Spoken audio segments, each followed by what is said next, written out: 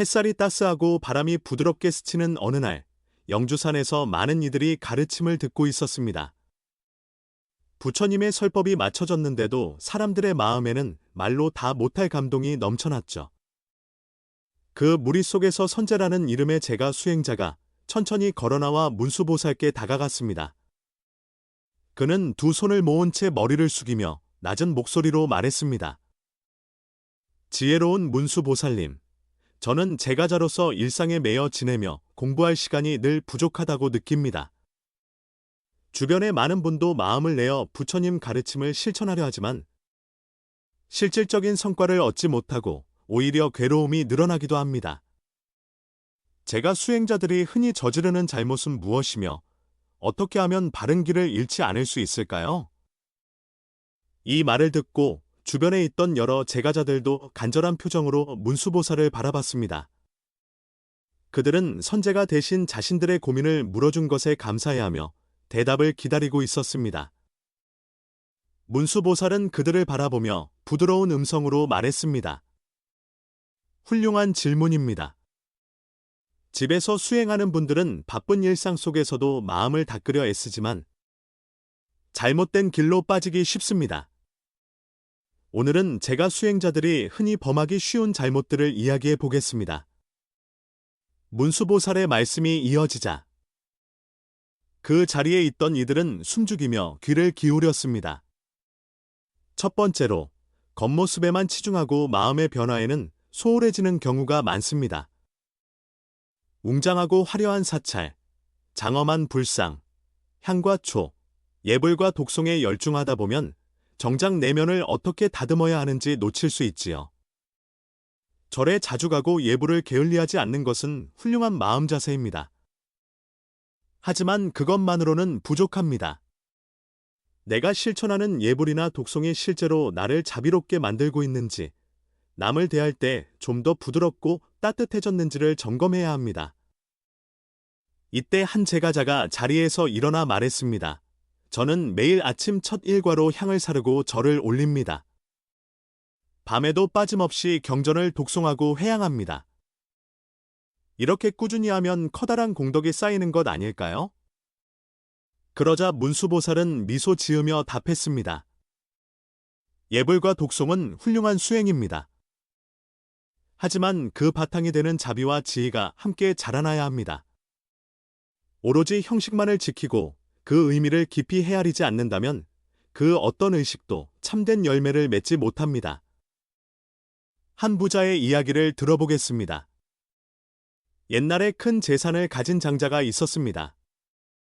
그는 집에 호화로운 불당을 마련해 매일 아침 저녁으로 부처님께 절을 올리고 경전을 외웠지요. 그래서 사람들은 그를 두고 열심히 수행하는 훌륭한 신자라고 칭찬했습니다. 그런데 집 안에서는 아내와 하인들을 막대하고 이웃과 거래할 때는 늘 속임수를 쓰며 이익만을 챙겼습니다. 어느 날, 그 장자가 한 노승을 만나 자랑하듯이 말했습니다. 저는 예불과 독송을 하루도 빼지 않습니다. 노승은 그를 조용히 바라보더니 물었습니다. 경전을 읽을 때 그 속에 담긴 가르침을 체득하고 계십니까? 금강경에서 말하는 아상도 없고 인상도 없고 중생상도 없으며 수자상이 없다는 뜻을 얼마나 실천하셨습니까? 장자는 대답하지 못했습니다. 노승은 다시 물었습니다. 예불을 올릴 때 자비심이 함께 일어나나요? 약한 이들을 보면 돕고 싶은 마음이 생기나요? 주위의 고통을 보면 함께 아파하고 보살펴 주고자 하나요? 장자는 여전히 아무 말도 못했습니다.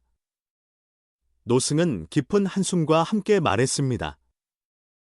겉모습에만 매이지 말고 진정으로 마음을 다듬으십시오. 진실한 자비가 자리 잡으면 자연히 말과 행동에서도 그 빛이 드러나게 됩니다. 그게 곧 참된 수행입니다. 이 말을 들은 제가자들은 모두 고개를 숙였습니다. 자신들도 한 번쯤은 의식이나 예불에 몰두하면서 정작 마음을 보듬는 일은 소홀히 했던 기억이 떠올랐던 것입니다. 문수보살은 그들의 반응을 살피고 다시 조용히 입을 열었습니다. 두 번째로 흔히 보게 되는 잘못은 너무 빠른 결과만을 바라는 마음입니다. 우리는 매사에 빨리, 편하게, 당장 눈에 보이게라는 바람을 갖기 쉬운데 수행도 마찬가지로 여기면 큰 착각에 빠질 수 있습니다. 어떤 이는 신통을 얻어 특별한 능력을 갖고 싶어하고 또 어떤 이는 당장 눈앞의 이익을 얻기 위해 불보살께 매달립니다. 물론 원을 세우고 발언하는 것은 좋은 일이지만 급한 기대와 조급함이 커질수록 진정한 수행의 길에서 멀어질 수 있지요. 모두에게 이 말을 드리고 싶습니다. 수행이란 마음을 닫고 알아차림을 기르는 일이며 시간과 노력이 필요한 과정입니다. 조급해지면 오히려 수행에 장애가 생깁니다. 남을 이롭게 하고 마음을 비우는 연습을 계속하다 보면 어느 순간 자연스럽게 깨달음의 씨앗이 자라나게 됩니다. 그 순간 몇몇 제가자들의 얼굴이 굳어졌습니다. 혹시나 신통이나 기적 같은 것만 바라며 지냈던 자신들의 모습이 떠올랐기 때문이었죠. 그러나 문수보살은 누구를 탓하지 않고 다정히 말을 이었습니다. 세 번째이자 가장 중요한 부분입니다. 올바른 견해가 잡히지 않으면 아무리 열심히 수행해도 길을 잃습니다. 교리를 절반만 이해하거나 아예 다른 사상이나 미신과 뒤섞어 버리는 분들이 있습니다. 심지어 어떤 분은 불법을 이익이나 명예를 챙기는 도구로 써버리기도 합니다. 이 모든 것이 바르지 않은 암, 즉 그릇된 견해에서 비롯됩니다. 그러니 먼저 부처님의 핵심 가르침인 모든 현상은 서로 인연으로 생겨나고 실체가 고정되어 있지 않다는 점을 분명히 아셔야 합니다. 이치를 알되 삶 속에서 실천까지 함께해야 하지요. 알기만 하고 행동하지 않거나 행동은 하지만 왜 하는지 모르고 하면 안 됩니다.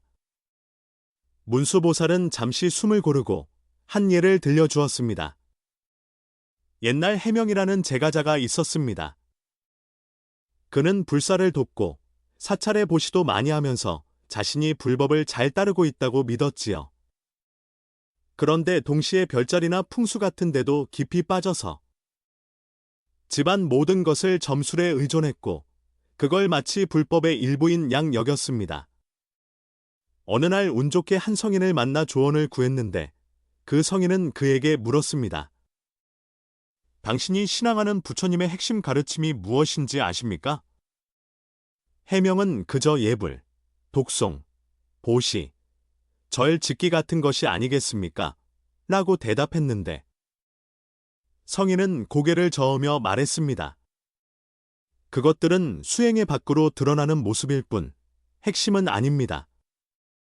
그리고 인과를 말할 때도 단순히 좋은 일하면 좋은 결과를 받는다는 정도로만 이해해서는 부족합니다. 모든 것은 인연 따라 일어나고 소멸됩니다. 그 이치를 알면 외부의 현상에만 매달리지 않습니다. 마음을 닦는 것이 중요하지 미신과 불법을 뒤섞어버리면 본래의 길에서 멀어지기 쉬운 법입니다. 이 말의 해명은 크게 깨닫고 이후에는 진정한 마음 공부에 정진하여 점차 올바른 견해를 세우게 되었다고 합니다. 문수보살은 주위 사람들을 둘러보며 덧붙였습니다. 제가자로서 이 잘못된 세 가지 함정을 피하려면 먼저 바른 가르침을 주는 스승을 찾아 가까이 해야 합니다. 혼자 독단적으로 공부하면 어디서 길을 잘못 들기 쉬우니까요. 그리고 경전을 읽고 배우되 실제 생활에서 실천하고 반성하며 내 것으로 만들어야 합니다. 듣고 깊이 생각하고 행하는 이 세 과정을 거쳐야 비로소 제대로 공부했다고 할 수 있습니다. 하지만 무엇보다 중요한 건 일상의 모든 자리에서 마음을 닦는 것입니다.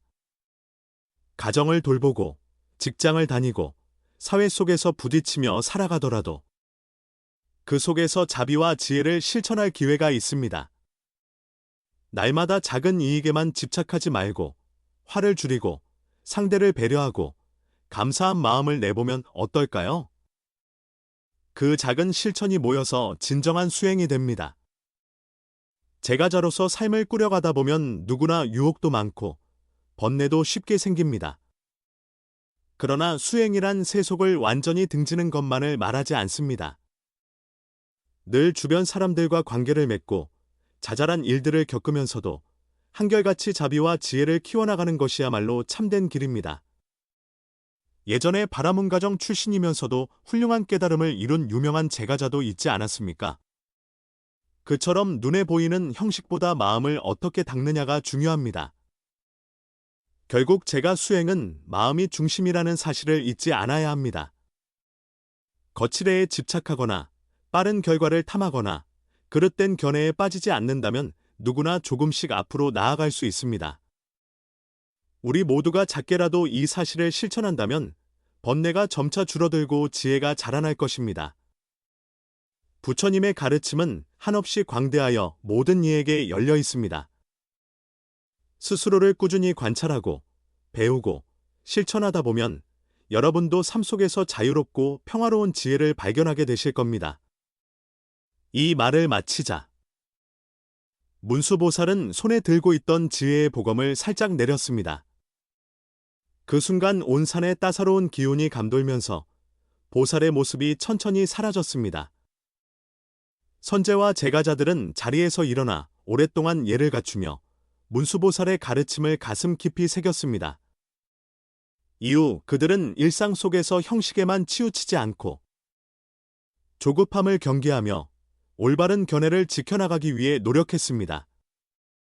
시간이 흐르자 마음의 번뇌가 조금씩 줄어들고 주위 사람들과의 관계도 한층 부드러워졌지요. 그렇게 제가자로서도 진정한 수행을 해나가는 길을 찾아가게 되었습니다. 결국 우리가 사는 세상 한가운데서도 마음을 비추어 볼 수 있다면 그것이 곧 부처님의 가르침을 깨닫는 과정입니다. 어디에 있든 어떤 환경이든 진실한 마음으로 배우고 실천하는 한 누구든 지혜의 칼을 들어 번뇌를 잘라내고 맑은 본성을 볼 수 있을 것입니다. 그리고 그날이 오면 비록 세속에 살지만 세속에 물들지 않는 평온함을 누릴 수 있으리라 믿습니다.